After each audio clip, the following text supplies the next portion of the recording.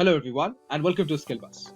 आज की इस पर्टिकुलर वीडियो में हम एक बहुत ही इंपॉर्टेंट टॉपिक को लेकर डिस्कस करने वाले हैं and that is about the taxation on different types of investments.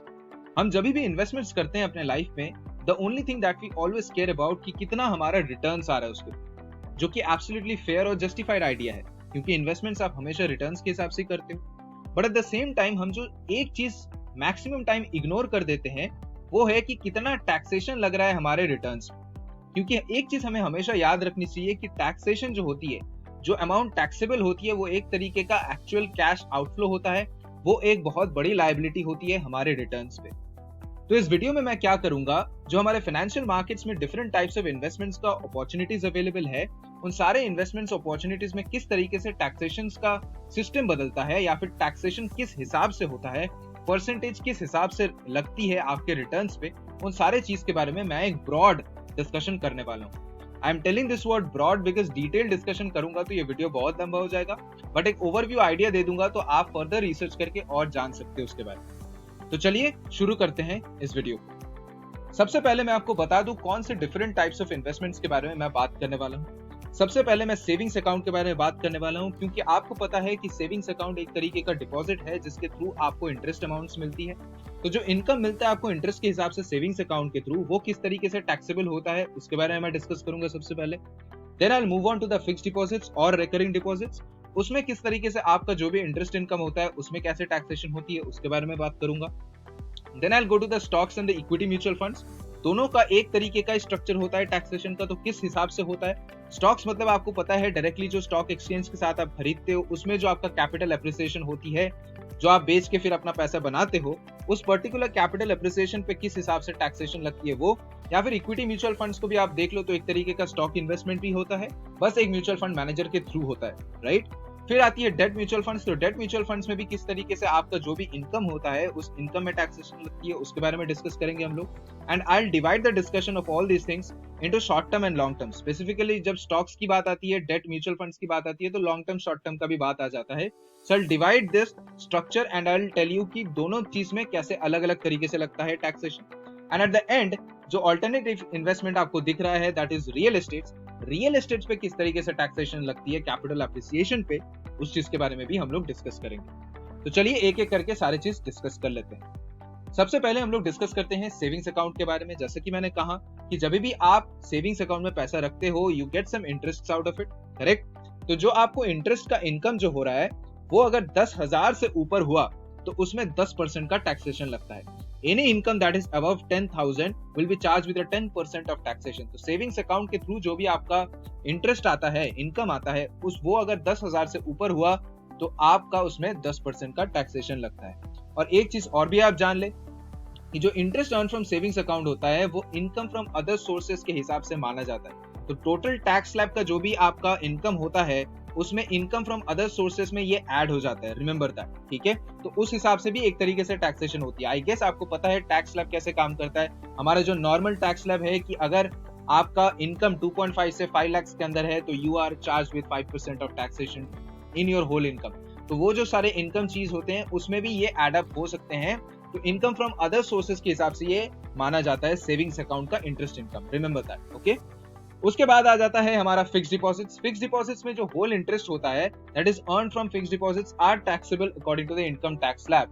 मतलब कि जो भी आपका टोटल इनकम टैक्स का जो नॉर्मल स्लैब होता है उसमें फिक्स्ड डिपॉजिट का इनकम एड अप हो जाता है और उसमें टोटल में आपका टैक्सेशन लगती है। एक चीज और भी हमें यहाँ पे याद रखना है फिक्स्ड डिपॉजिट्स के साथ कि any amount of interest that is above 40,000, मतलब कि अगर आपका इंटरेस्ट का अर्निंग 40,000 से ज्यादा है तो उसमें अलग से टीडीएस कट जाता है 10% का, ठीक है। टीडीएस क्या होती है? टैक्स डिडक्टेबल एट सोर्स होती है। बहुत सारे टाइम पे एम्प्लॉयर्स क्या करते हैं, सैलरी देने से पहले टीडीएस काटते हैं, ठीक है। ये टीडीएस क्यों बनाया गया है? टीडीएस इसलिए बनाया गया है ताकि आप ज्यादा टैक्स का चोरी ना कर पाओ, ठीक है। तो गवर्नमेंट के थ्रू ये बनाया जाता है, हमारे इनकम टैक्स डिपार्टमेंट के थ्रू, कि आप अगर कोई पेमेंट कर रहे हो तो एट द सोर्स, जब जो एम्प्लॉयर पेमेंट करता है तो वो टैक्स काट के पेमेंट करता है, ऐसा नहीं कि आपके पास पैसे जाने के बाद टैक्स कट रहा हो, ठीक है। तो any amount of interest earning above 40,000 gets a TDS of 10%। मतलब कि अगर आपका फिक्स डिपॉजिट्स का जो भी इंटरेस्ट अर्निंग्स हो रहा है वो अगर 40,000 से ज्यादा है तो उस पूरे में 10% का टीडीएस लगता है। बट यहाँ पे एक कैच आ जा रहा है जिस चीज को समझना बहुत जरूरी है। देखो फॉर एग्जाम्पल अगर आपका 2.5 लाख का इनकम है, ठीक है, मान के चलो आपका 2.5 लाख का इनकम है एनुअली, ठीक है, उसके ऊपर लेट्स से आपका 50K का इंटरेस्ट इनकम हुआ फिक्स डिपॉजिट्स के थ्रू, तो एफडीज के थ्रू आपका लेट्स से 50,000 का इंटरेस्ट इनकम हुआ। तो यहाँ पे पहली बात हमें क्या देखना है कि टोटल आपका जो इनकम हो रहा है वो कितना है, 3 लाख का हो रहा है, ठीक है, एनुअली। तो ये जो 3 लाख का इनकम हुआ इसमें तो आपका टैक्स स्लैब लगेगा 5% का नॉर्मल में, राइट। और यहाँ पे क्या हो रहा है, आपका जो 50,000 जो कि 40,000 से ज्यादा है, इसमें भी अलग से टीडीएस काटेगा 10,000 का, क्योंकि आपने 50,000 कमाया है, that is more than 40,000, so this is tax liable with 10% TDS.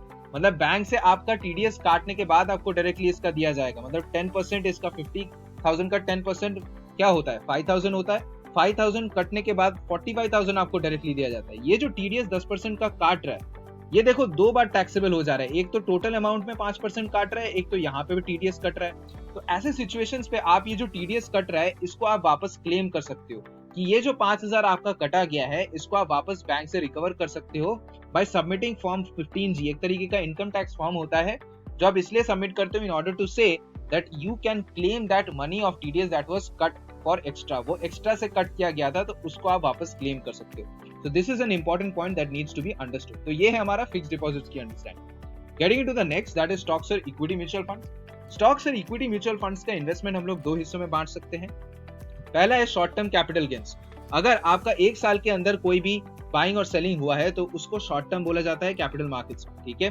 तो स्टॉक्स का अगर आप एक साल के अंदर बाइंग और सेलिंग कर रहे हो तो उसमें 15% का जो भी अप्रिसिएशन का, लेट्स से फॉर एग्जांपल मान के चलो आपने 100 रुपए से एक शेयर को खरीदा, ठीक है, और उसके बाद आपने उसको बेच दिया एक साल के अंदर 150 में, तो ये जो 50 रुपए का आपका कैपिटल एप्रिसिएशन हुआ, इस 50 में 15% का डायरेक्ट टैक्सेशन लग जाता है। अब ये जितना भी बड़ा अमाउंट होगा उस हिसाब से लगती है, that's the first thing you need to remember. लेकिन एक साल से ज्यादा में अगर आप कर रहे हो, ठीक है, तो फिर उसमें 10% लगता है। मतलब यही चीज आपने अगर with in a time period of 2 years किया होगा या 3 इयर्स किया होगा तो उसमें 10% का लगता है, 50 में 10% का लगेगा, that is 5 rupees as a taxation.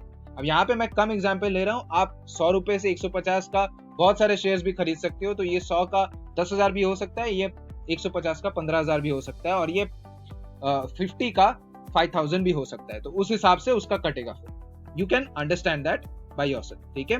तो इसी हिसाब से स्टॉक्स और इक्विटी म्यूचुअल फंड्स का कटता है। आई गेस आपको ये चीज भी समझ में आ गया है। Getting on to the next point, that is mutual debt funds. Mutual debt funds में क्या होता है, कोई भी शॉर्ट टर्म अगर गेन हुआ है जो कि 36 मंथ्स का माना जाता है, 36 मंथ्स मतलब आपको समझना पड़ेगा दिस इज एक्चुअली 3 इयर्स, ठीक है। 36 मंथ्स का जो भी सारे ट्रांजैक्शन होते हैं डेट्स में, उसको माना जाता है शॉर्ट टर्म। इसके पहले वाले जो स्टॉक्स और इक्विटी में 1 साल माना गया है, यहाँ पे जो शॉर्ट टर्म चीज है, शॉर्ट टर्म को 36 मंथ्स का नाम दिया गया है। तो 36 मंथ्स के अंदर अगर आप कोई बाइंग और सेलिंग करते हो डेट फंड्स का, तो उसमें नॉर्मल टैक्सेशन इनकम स्लैब के हिसाब से होता है, मतलब इनकम में जो टोटल आ रहा है उसमें डायरेक्ट टैक्सेशन होती है। बट अगर आप लॉन्ग टर्म गेन्स कर रहे हो दैट इज ओवर 36 मंथ्स और टाइम पीरियड, तो उसमें 20% का टैक्सेशन लग जाता है, ठीक है। ये चीज आपको समझना है कि ये दोनों डिफरेंस है। डेट्स में एक्चुअली शॉर्ट टर्म में अगर आप कर लो तो कम टैक्सेशन लगेगी depending on your total income. अगर आप लॉन्ग टर्म गेन्स डेट्स में कर रहे हो तो उसमें 20% का टैक्सेशन लग जाता है, ठीक है, क्योंकि लॉन्ग टर्म डेट्स जो होता है उसमें आपका इंटरेस्ट रेट भी ज्यादा होता है, ये भी चीज आपको समझना पड़ेगा। टाइम के साथ अगर आप लेट्स से एक बॉन्ड खरीद रहे हो जो 2 साल का है और एक बॉन्ड खरीद रहे हो जो 8 साल तक चलेगी, तो 8 साल के बॉन्ड का जो इंटरेस्ट रेट होगा कंपैरेटिवली ज्यादा होगा, इसलिए वहां पे टैक्सेशन भी ज्यादा हो ही जाती है, ठीक है। Getting on to the next and the last part of it, and that is the real estate, जिसको एक ऑल्टरनेटिव इन्वेस्टमेंट भी बोला जाता है फाइनेंस की दुनिया में।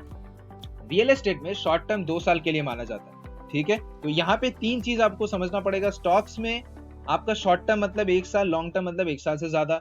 डेट फंड्स में आपका जो शॉर्ट टर्म है that is considered to be 36 months and more than 36 months is considered to be long term. In case of real estate the short term is considered as 2 years. तो इसमें जो भी capital gain होगा आपका income tax slab में directly चला जाता है, right in the very way that happened in the debt, ठीक है।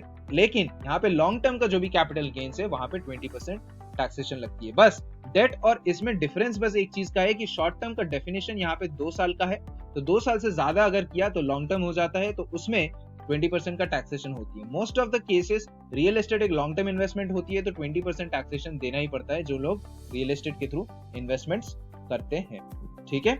तो आई गेस आपको इस वीडियो के थ्रू अच्छा खासा कुछ इन्फॉर्मेशन मिला है। आई नो वेरी वेल कि मैं ज्यादा डिटेल में कुछ डिस्क्रिप्शन नहीं दिया हूँ, बट ओवरऑल आइडिया आपको इसके थ्रू मिल गया है। अगर आपको ये वीडियो पसंद आया, give it a like and share it among your friends. और इस चीज के बारे में जरूर कमेंट करें कि अगर आपको कोई भी ओपिनियन इस वीडियो को लेके है, या इन एंड ऑल अगर हमारे चैनल को लेके भी कोई ओपिनियंस है, और कोई अगर सर्टेन टॉपिक है जिसके बारे में आप जानना चाहते हो, please write it down in the comment section. We'll be happy to read your comments. Thank you so much. Stay healthy and stay safe.